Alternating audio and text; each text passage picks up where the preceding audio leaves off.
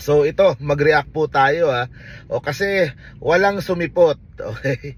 Ang daming empty chairs doon sa pangalawang hearing ni Senadora Amy sa kanyang Committee on Foreign Relations para imbestigahan yung pong pag-aresto kay Tatay Digong last month, okay? Walang tao doon sa mga panel, sa mga inimbitahan.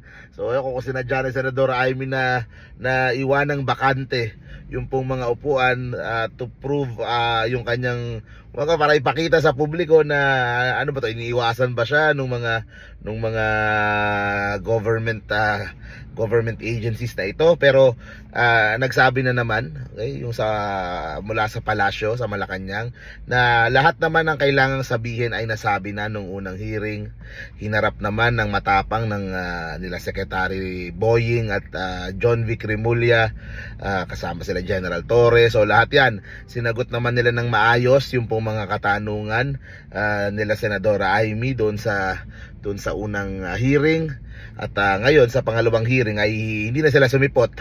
hindi na sila, kumbaga meron ng instruction coming from Malacanang na ito ay kumbaga nakaka-istorbo sa kanilang trabaho.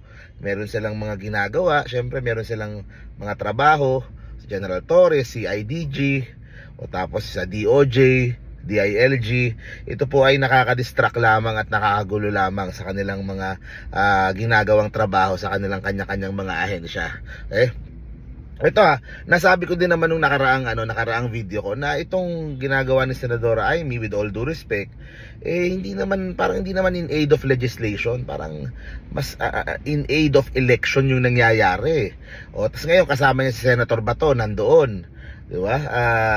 Para ito, kumbaga yung impeachment nga na nung nakaraan pa na isubmit sa Senado, nade-delay kasi daw naka-break.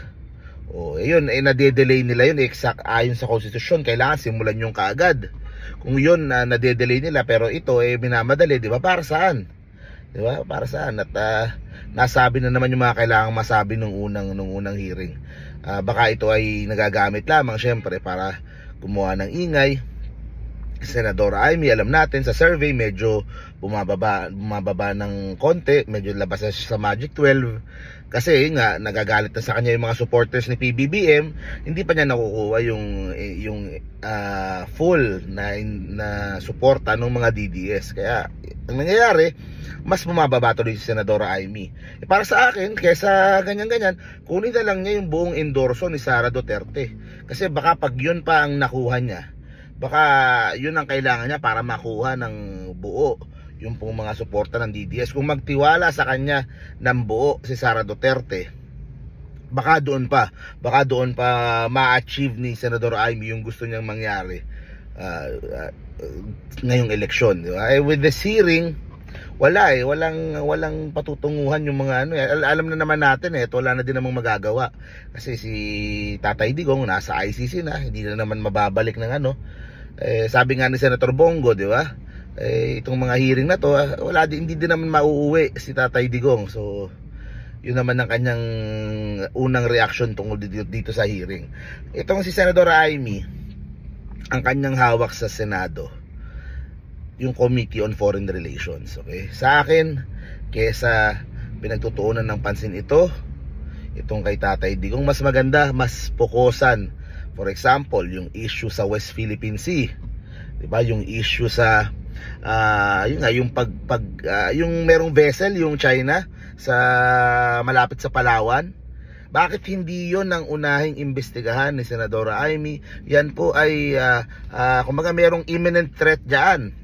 Bakit hindi imbestigahan din ni Senadora Amy yung paghahanda, yung posibleng kaguluhan sa Taiwan, 'di ba? Yung posibleng mangyayaring gulo at kung paano tayo, kumbaga yun ang mas pressing na mga issues ngayon, 'di ba? Yung kalagayan natin sa West Philippine Sea at yung panghihimasok nung China sa atin, ba't hindi niya imbestigahan yung isang dosenang yung mga allegedly mga alleged spies na nahuhuli ng ating authorities. Bakit hindi yun yung unahin niya, di ba? Kesa ito na nakapagsalita na nung una eh. Alam na natin eh, paulit-ulit na lang yan. Sasabunin na lang sila dyan. So sa akin, mas maraming pressing concerns ang kailangang harapin bilang head ng foreign relations dyan sa Senado.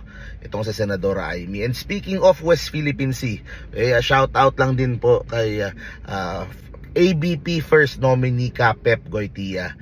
Siya po ang head din ng Filipinos Do Not Yield Movement. Sila yung nagrally sa tapat ng konsulada ng China sa May Makati. Sumama tayo doon. Sa akin napakalaking concern itong panghihimasok po ng China sa bansa. Yung nahuhuli nating mga spies, inaaral yung mga, kasi hindi natin alam kung anong posibleng mangyari sa Taiwan. Baka pinaghahandaan nila eh. Kaya tayo yung minamanmanan, yung mga base natin yung minamanmanan, 'di ba? Kaya sa akin, it's a real cause of concern. Kaya saludo ako sa mga katulad ni Pep Goytia ng ABP Party List na talagang lumalaban para sa Pilipinas, para sa teritoryo natin, para hindi po manghimasok yung kahit na anong bansa, lalo na yung China, isang malakas na bansa din, para hindi sila manghimasok sa ating bansa at makialam sa ating mga how we run our government, kung paano natin. So yung ang daming concerns na ganyan na sana tutukan ng ni Senador Amy sa Kongreso na iimbestigahan yan. Maraming pero pagdating sa Senado, doon nagkukulang So yun, sana mas dumami yung mga katulad ni Pep Goytia pag nanalo na siya sa Congress. Bukod sa he will represent yung mga bombero, mga rescue volunteers, bukod doon he will also fight para po sa West Philippine Sea, at kailangan natin ng mas mga tumitindig na mga kongresista pagdating sa issue na yan. So thank you very much po. See you po sa next video po natin. Stay safe parati guys. Remember po, in the Philippines, the Filipino should always come first. Bye bye.